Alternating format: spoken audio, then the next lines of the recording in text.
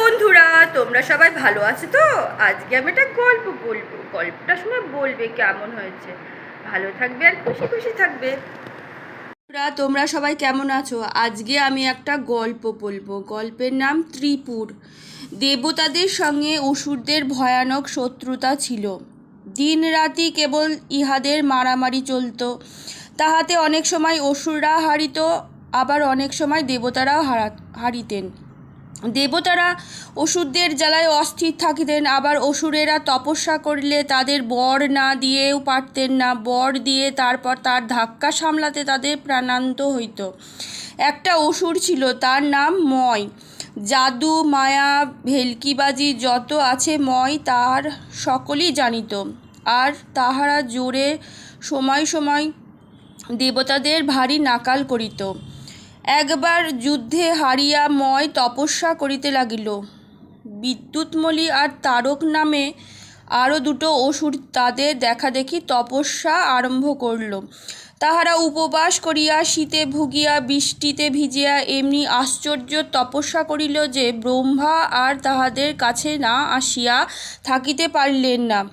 ব্রহ্মা বললেন, বাপু সকল, আমি তোমাদের তপস্যায় বড়ই তুষ্ট হইয়াছি, এখন কি বর লইবে বলো।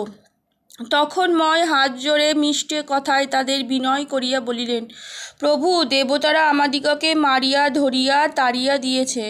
এখন আমরা কোথায় একটু থাকিবার জায়গা পাইতেছি না। দয়া করিয়া আমাকে এমন বর দিন যাহাতে আমি একটা খুব ভালো দুর্গ প্রস্তুত করিতে পারি। সেই দুর্গের ভিতরে বসিয়া থাকিলে আর কেহই যেন আমাকে কিছু করিতে না পারে। ব্রহ্মা বলিলেন, একেবারে ইহার কিছু করিতে পারবে না এমন কি হয়? ময় বলিল, তাহা যদি নাই হয় তবে এই বর দিন যে একমাত্র শিব ছাড়া আর কেহ সেই দুর্গ নষ্ট করিতে পারিবে না, আর শিবকে একটিমাত্র বাণ মারিয়া সে কাজ করিতে হইবে। তখন ব্রহ্মা বলিলেন, আচ্ছা, তাহাই হইবে। এই বলিয়া ব্রহ্মা চলিয়া গেলেন। ময় ও যারপার নয় খুশি হইয়া দুর্গ প্রস্তুত করিতে লাগিল। ময় বলিল, আমি এমন দুর্গ বানাবো যে তার 3 ভাগ ইহার 3 জায়গায় থাকিবে। তাহা হইলে আর এক বাণে তাহাকে নষ্ট করা যাবে না। খালি একদিন সেই 3টি ভাগ একত্র হইবে, যেদিন চন্দ্র আর সূর্য একসঙ্গে পুষ্যা নক্ষত্রে থাকিবেন। সেই দিন যদি শিব আসিয়া বাণ মারেন তবে আমার এই দুর্গ তিনি নষ্ট করিতে পারিবেন, না হলে নয়। এমনি করিয়া সে তাহার দুর্গ প্রস্তুত করিল। পৃথিবীর উপর করিল একটা লোহার দুর্গ, সেটা তারকের জন্য। স্বর্গে করিল একটা রূপার দুর্গ, সেটা বিদ্যুৎমলির জন্য। আর স্বর্গের উপরে একটা সোনার দুর্গ, সেটা করিল তাহার নিজে থাকিবার জন্য। এই রূপে 3টি পুরী মিলিয়া দুর্গটি প্রস্তুত হইল। তাহার নাম হইল ত্রিপুর। তেমন দুর্গ কেহ আর দেখে নাই। যেমন বড়, তেমনি মজবুত, তেমনি সুন্দর। মাঠ, বাগান, পথ, ঘাট, হাট, বাজার, নদী, পুকুর সকলই তাহার ভিতরে আছে। কোনো জিনিসের জন্যই দুর্গের বাইরে যাইতে হয় না। অসুরেরা যে যেখানে ছিল খবর পাইয়া সকলে আসিয়া সেই দুর্গে বাস করিতে লাগিল। তাহাদের আর আনন্দের সীমা নাই, আর তাহার কিসের ভয়? তখন তাদের সাহস বাড়িয়া গেল। এতদিন দেবতার ভয়ে ঝোপে জঙ্গলে লুকিয়েছিল, এখন আবার সুবিধা পেয়ে তারা তাদের সঙ্গে খোঁচাখুচি আরম্ভ করল।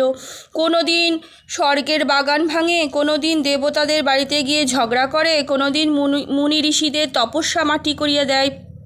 ময় নিজেও তেমন মন্দ লোক ছিল না, কিন্তু অসুরেরা তাহার কথা শুনিলে তো তাহার দল বাঁধিয়া সংসারময় ঘুরিয়া বেড়াইতে লাগিল। যাহাকে পায় তাহাকে ধরিয়া মারে। তাহাদের ভয়ে লোকে স্থির হইয়া ঘরে থাকিতে পারে না। তখন সকলে ব্রহ্মার নিকটে গিয়া হাত জোড় করে বলিল, হে পিতামহ, আপনি তো অসুরদিগকে বর দিয়েছেন, এখন আমাদের কি উপায় হইবে? অসুরের জ্বালায় আমাদের প্রাণে বাঁচাই ভার হইয়াছে। আপনি যদি ইহাদের শাসন না করেন তবে আর সংসারে দেবতা, মানুষ বা জীবজন্তু কিছুই থাকবে না। ব্রহ্মা বলিলেন, তোমরা ব্যস্ত হইও না। আমি বর দিয়েছি বটে, কিন্তু উপায়ও রাখিয়া দিয়েছি। ইহাদের ওই দুর্গ একটি বাণে ভাঙিয়া ফেলা যায়, কিন্তু তাহা তোমরা পারিবে না। চলো শিবের কাছে যাই, তিনি এই কাজের উপযুক্ত লোক। শিব তাহার ঘরে বসিয়া আছেন। এমন সময় 33 কোটি দেবতা সকলে মিলিয়া তাহার নিকটে আসিয়া হাত জড়ে তাহার স্তব করিতে লাগিলেন। শিব বলিলেন, তোমরা কি জন্য আসিয়াছ, বলো, আমি তোমার কি উপকার করতে পারি, এখনই তাহা করিব। দেবতারা বলিলেন, অসুরেরা তো আর আমাদের কিছু রাখল না, এখন আপনি আমাদিগকে রক্ষা করুন। আমাদের বাড়ি বাগান সব ভাঙিয়া দিয়েছে, হাতি ঘোড়া ধরিয়া নিয়েছে, ধন রত্ন লুট করিয়াছে, এরপর প্রাণে মারিবে। দোহাই ঠাকুর, আমাদিগকে রক্ষা করুন। তাহা শুনিয়া শিব বলিলেন, তোমাদের কোনো ভয় নেই, আমি ত্রিপুর দুর্গ পুড়িয়া দিতেছি, একখানা ভালো রকম রথ আনো তো। এই কথায় দেবতারা সকলে মিলিয়া সংসারে সকল ভয়ঙ্কর আর আশ্চর্য জিনিস দিয়ে এমনি চমৎকার একটি রথ প্রস্তুত করিল যে কি বলবো। রথের দিকে চাহিয়া শিব অনেকক্ষণ ধরিয়া খালি বাহ বা এইরূপ করিতে লাগলেন। তারপর তিনি বলিলেন, বেশ রথ হয়েছে, এখন ইহার উপরে একটা সারথি চাই।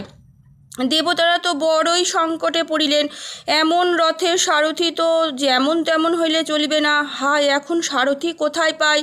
তখন ব্রহ্মা বলিলেন, চিন্তা কি, আমিই সারথি হব। এই বলিয়া ব্রহ্মা যখন রথে উঠিয়া রাস ধরিয়া বসিলেন, তখন সকলের কি আনন্দ হইল। শিবও তখন যারপর নয় খুশি হইয়া বলিলেন, এইবার ঠিক সারথি হইয়াছে।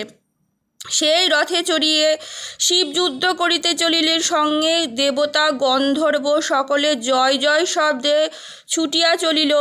ষাঁড়ে চড়িয়া নন্দী চলিল, ময়ূরে চড়িয়া কার্তিক চলিলেন, ঐরাবতে চড়িয়া ইন্দ্র চলিলেন, সাপে চড়িয়া বরুণ চলিলেন, মহিষে চড়িয়া যম চলিলেন।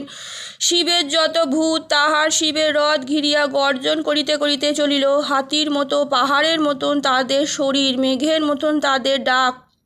এদিকে অসুরেরা এই সকল দেখিয়া শুনিয়া বড়ই ব্যস্ত হইয়া উঠিলেন। ময় তাড়াতাড়ি অসুরদিগকে ডাকিয়া বলিলেন, সাবধান সাবধান, ওই দেখো দেবতারা যুদ্ধ করিতে আসতেছেন, দেখিও যেন উহাদেরকে সহজে ছাড়িও না। এমনি করিয়া ক্রমে দেবতা আর অসুরদের ঘোরতর যুদ্ধ আরম্ভ হইল। অসুরগুলি দেখতে যেমন ভয়ঙ্কর, শিবের ভূত সকলও তেমনি বিকট, আর তাদের যুদ্ধ বড়ই সাংঘাতিক। অসুরেরা মনে করে যে তাদের দেখিতে ভারী সুন্দর, তাই ভূতগুলি জানোয়ারের মতো মুখ দেখিয়া তাহার আর হাসি রাখিতে পারে না। সেই ভূতেদের সঙ্গে খানিক যুদ্ধ করিলে আবার তাহাদের সেই হাসি শুকিয়া যায়। তবুও অসুরেরা যেমন তেমন যুদ্ধ করে নাই। ময় আর তারক দুজনের নানারূপ মায়া খেলা ভূত আর দেবতা সকলকে যারপর নয় ব্যস্ত করিয়া তুলিয়াছে। কোথা হইতে যে তাহার যত রাজ্যের আগুন আর বৃষ্টি আর ঝড় আর বাঘ আর সাপ আর কুমির আনিয়া দেবতাদের ওপর ফেলিতে লাগিল, তাহা কেউই কিছু বুঝিতে পারিল না। তথাপি ক্রমে দেবতারই জয় হইতে লাগিল। নন্দীর হাতে বিদ্যুৎমলি মারা গেল, আর সকল অসুরের কাবু হইয়া পড়িল। তখন ময় দেখিল যে এখন একবার দুর্গের ভিতরে গিয়ে একটু বিশ্রাম না করিলে আর চলিতেছে না। দুর্গের ভিতর আসিয়া ময় ভাবিতেছে, এখন উপায় কি হবে। এমন দুর্গ করিয়া দেবতাদের হাতে শেষে এত নাকাল হইতে হইল।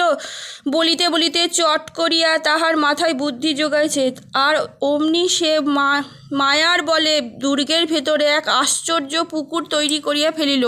সেই পুকুরের জল অমৃত, সে জল একবার খাইলে তাহার স্নান করিলে মরা যে সেও বেঁচে ওঠে।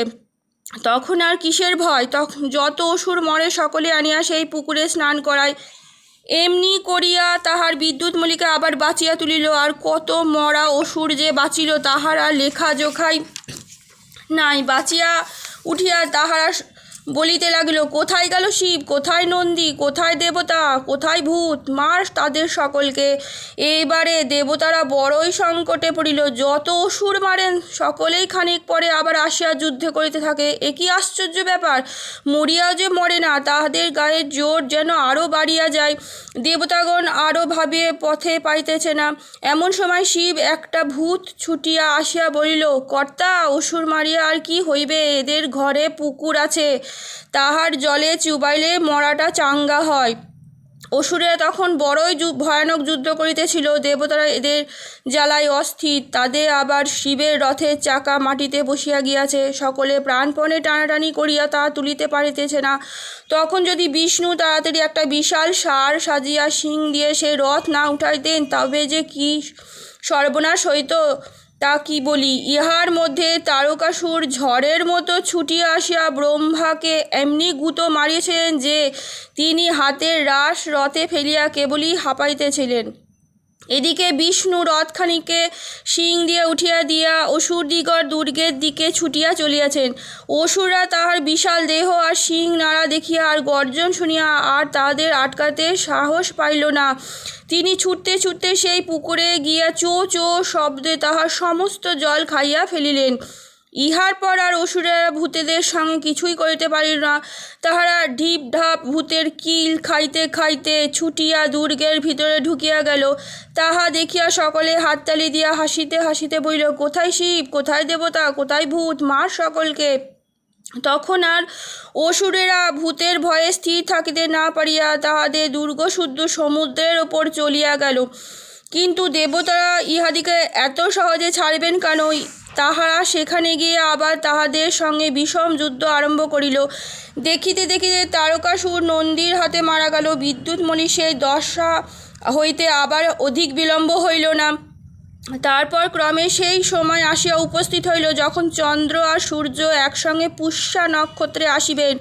সেই পূর্ণযোগে ত্রিপুর দুর্গের 3টি ভাগ এক জায়গায় আসিয়া মিলিবার কথা। তখন তাহার উপরে শিবের বাণ পড়িলে সেই বাণেই সেই দুর্গ নষ্ট হইয়া যাইবে।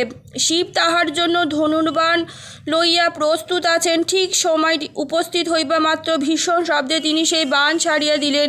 অমনি তাহা আকাশ পাতাল আলো করিয়া অসুরদিগের দুর্গের ওপর গিয়া পড়িল। সে বাণের তেজ এমনই ছিল যে দুর্গের উপরে তাহার পড়িবা মাত্র দেখিতে দেখিতে সেই দুর্গ পুড়িয়া ছাই হইয়া গেল। এইরূপে ত্রিপুর দুর্গের শেষ হইল। অসুরেরা সকলেই তাহার সঙ্গে পুড়িয়া মারিয়াছিল, কেবল ময় মরে নাই। সে শিবের ভক্ত ছিল, তাই শিব দয়া করিয়া নন্দীকে পাঠিয়া আগেই তাহাকে সাবধান করিয়া দেন। নন্দীর কথায় সে তাহার থাকিবার ঘরখানি শুদ্ধ পলায়নে প্রাণ বাঁচিয়াছিলেন। আজকের মতন গল্প এটুকুনি। কেমন লাগলে জানাবে। ভালো থাকবে, খুশি খুশি থাকবে।